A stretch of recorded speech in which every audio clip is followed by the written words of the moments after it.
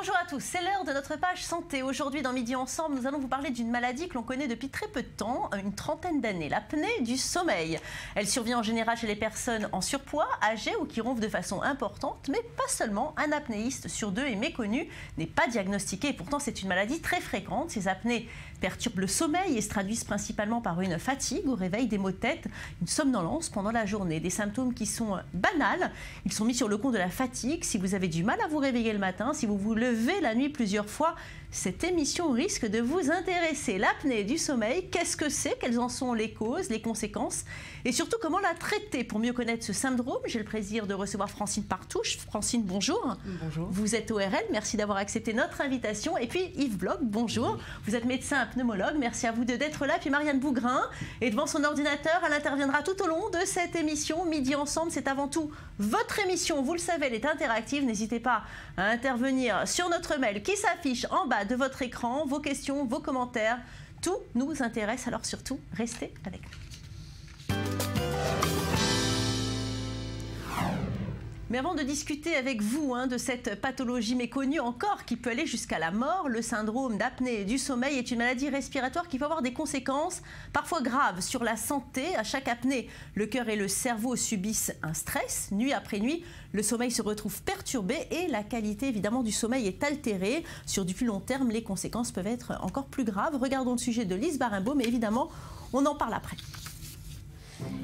L'apnée du sommeil, un mal peu connu, mais qui toucherait environ 5% des adultes. Elle se manifeste par des arrêts involontaires de la respiration, des apnées qui se produisent en général durant le sommeil. Ces pauses respiratoires durent en général 10 secondes, mais elles peuvent atteindre les 30 secondes.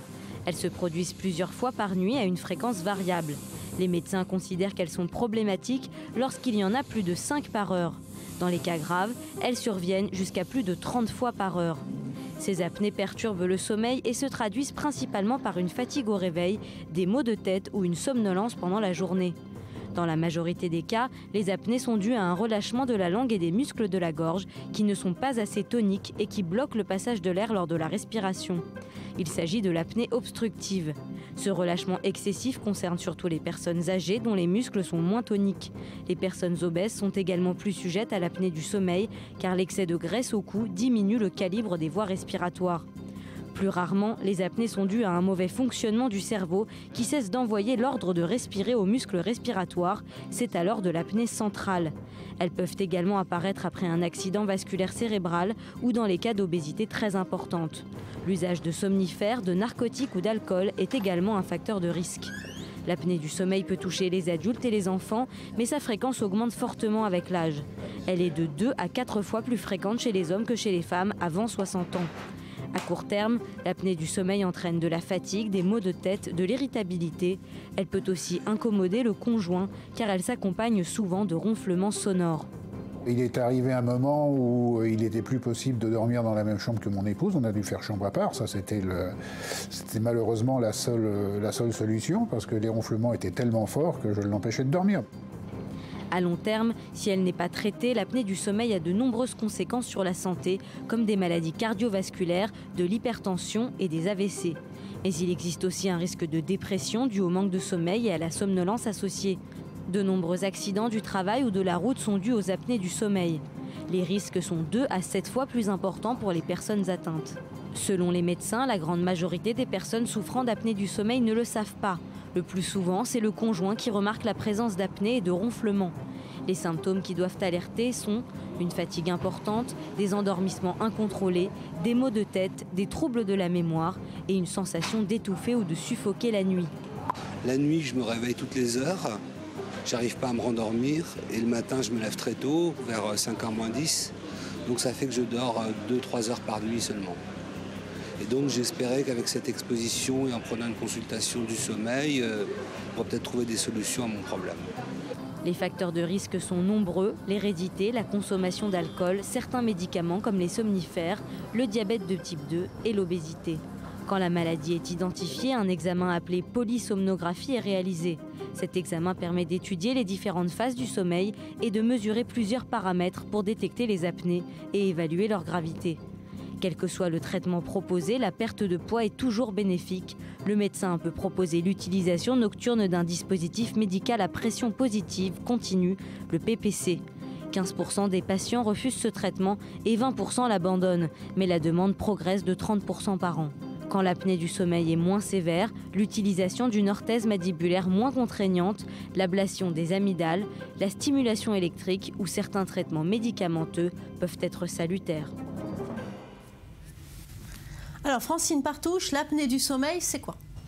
Eh bien, l'apnée du sommeil, c'est s'arrêter de respirer pendant le sommeil. Alors, c'est un arrêt respiratoire. Mais avant de s'arrêter de respirer, il y a un ronflement.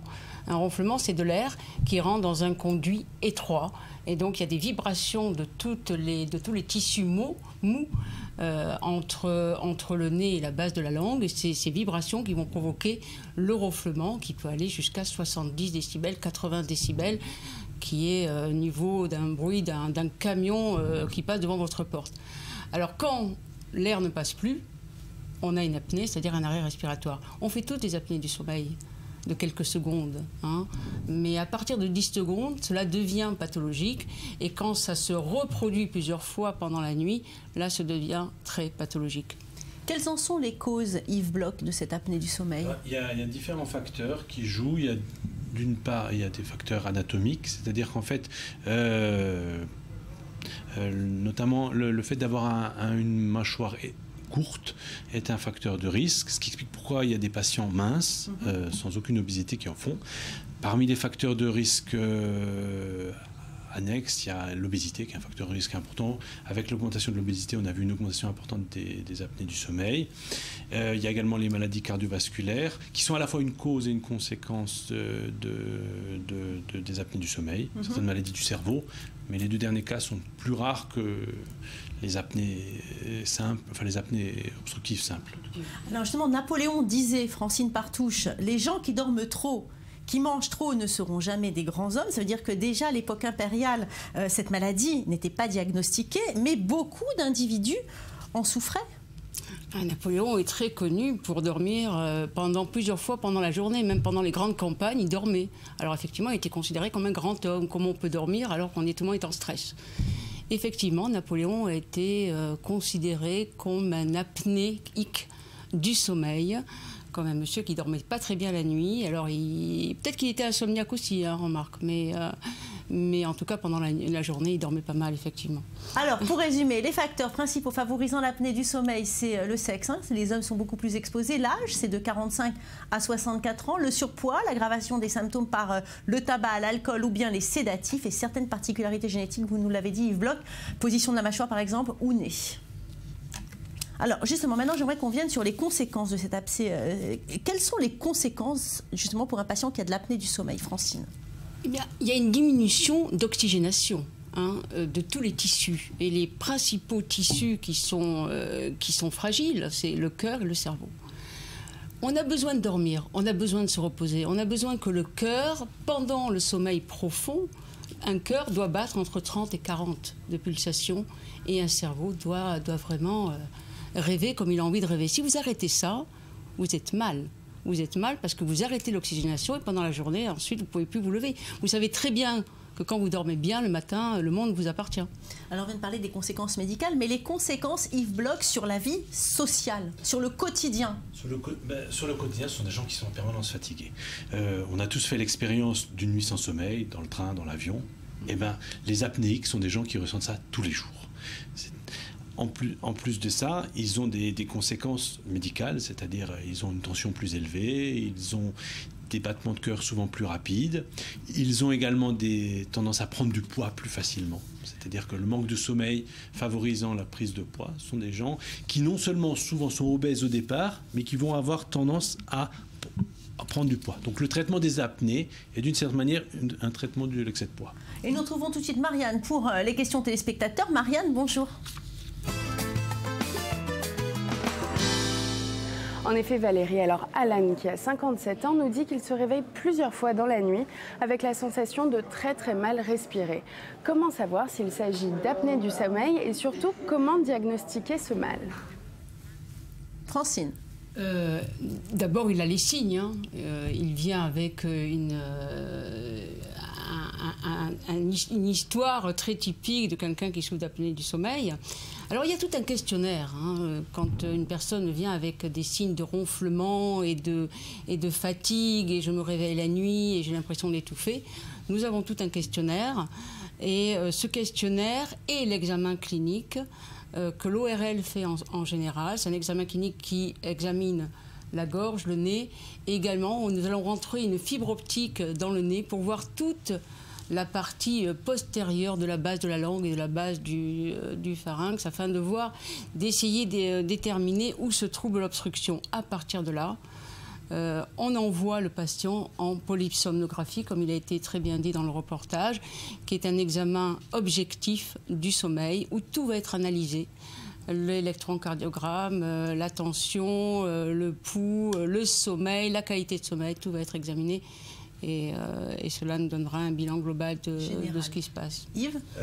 La technologie nous a permis d'avancer nettement dans le diagnostic, en sachant que maintenant, les appareillages ne sont plus seulement uniquement des polysomnographies qui nécessitaient une nuit d'hospitalisation. Il y a maintenant des appareils ambulatoires où les gens viennent s'équiper au cabinet du médecin somnologue et rapportent l'appareil le lendemain. Et donc, en plus, sont dans leurs conditions habituelles de sommeil. Somnologue, ça existe ? Non, ce sont des... Enfin, en général, ce sont des pneumologues, des ORL ou des neurologues qui s'occupent de maladies sommeil. Bon. Marianne, une autre remarque peut-être ? Oui, Valérie. Alors Bernard, qui a 59 ans, nous raconte que sa femme lui dit depuis déjà un mois qu'elle l'entend ronfler la nuit, alors que cela ne lui était jamais arrivé. D'après vous, doit-il consulter ? Oui, bien sûr. Bien sûr, il doit consulter. D'abord, il y a deux problèmes. En général, après 50 ans, il faut savoir que 60% des hommes ronflent. Hein. Et en général, la dame dit « mon mari ronfle », comme elle dirait « mon mari ne m'aide pas dans la cuisine hein. ». Oui. Mais, et aussi, la dame a un sommeil plus léger. Donc, elle va plus entendre son mari après 50 ans. Et en cas de ronflement, en cas de vraiment d'une impression que le mari dort mal, oui, bien sûr, il faut consulter. Yves, vous êtes d'accord ? Oui, effectivement. Oui. D'accord. Dites-moi, comment déterminer si l'apnée du sommeil est légère ou bien justement sévère ? L'enregistrement polygraphique du sommeil ou l'enregistrement polysomnographique, donc c'est-à-dire le même enregistrement de la respiration durant la nuit associé à l'enregistrement de l'électroencéphalogramme, permet effectivement de donner un stade à l'apnée du sommeil. Et il y a des critères de traitement. En général, c'est d'abord la somnolence, la sévérité de la somnolence, mais aussi des critères objectifs. En France, par exemple, la Sécurité sociale ne permet de traiter les apnées du sommeil qu'au-delà de 30 apnées par heure ou de 10 apnées par heure associées à 10 micro-éveils, c'est-à-dire en fait des réveils avec augmentation du rythme cardiaque. Je vous propose justement de regarder ce graphique qui explique la différence entre une personne qui dort normalement en bleu et une autre qui souffre d'apnée du sommeil en rouge. Le sommeil est composé de plusieurs cycles, léger, profond et paradoxal, comme vous pouvez le voir en rouge. Lorsque l'on souffre d'apnée du sommeil, on n'atteint que très rarement le sommeil profond, qui est beaucoup plus récupérateur, ce qui explique la sensation de fatigue au réveil. Alors, expliquez-nous l'importance des cycles du sommeil, Francine. On rentre doucement dans le sommeil, c'est-à-dire que nous avons 4 stades environ. On est dans un sommeil superficiel et tout doucement, nous allons rentrer dans un sommeil profond. Et c'est celui-là, le sommeil récupérateur ? Voilà, c'est celui-ci, le sommeil récupérateur. Pour l'adulte, on considère qu'il doit être au moins de 20%. Je vous propose tout de suite de retrouver Marianne pour les questions téléspectateurs. Marianne ? Oui, Valérie. Alors, Jonathan, qui a 48 ans, nous dit qu'il est inquiet. Il se sent régulièrement fatigué car depuis quelque temps, il dort très mal la nuit. Pensez-vous que ce soit à cause de l'apnée du sommeil ? Yves ? À premier lieu, c'est difficile à dire. Il faut consulter, effectivement, comme le disait Francine tout à l'heure, commencer par un interrogatoire spécialisé et, si besoin, les examens. Il y a beaucoup de causes de troubles du sommeil, pas seulement l'apnée. Et effectivement, seul un examen médical approfondi peut permettre de déterminer la cause. Donc le message à tous les patients qui souffrent de difficultés du sommeil, de fatigue, c'est de premièrement consulter. Alors justement, des médicaments, ça existe, Francine ?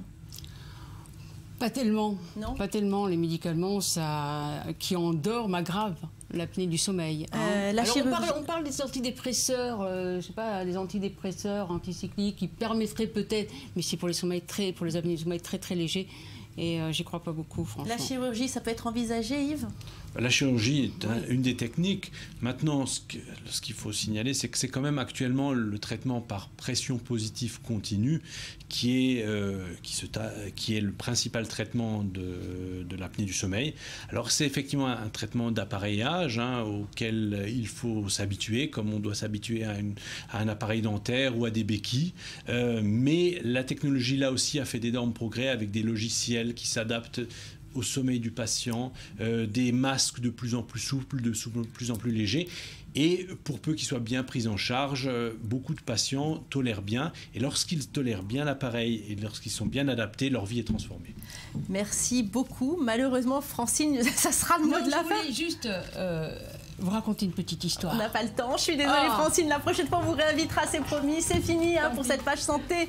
On se retrouve la semaine prochaine. En attendant, restez avec nous. Tout de suite, c'est le journal.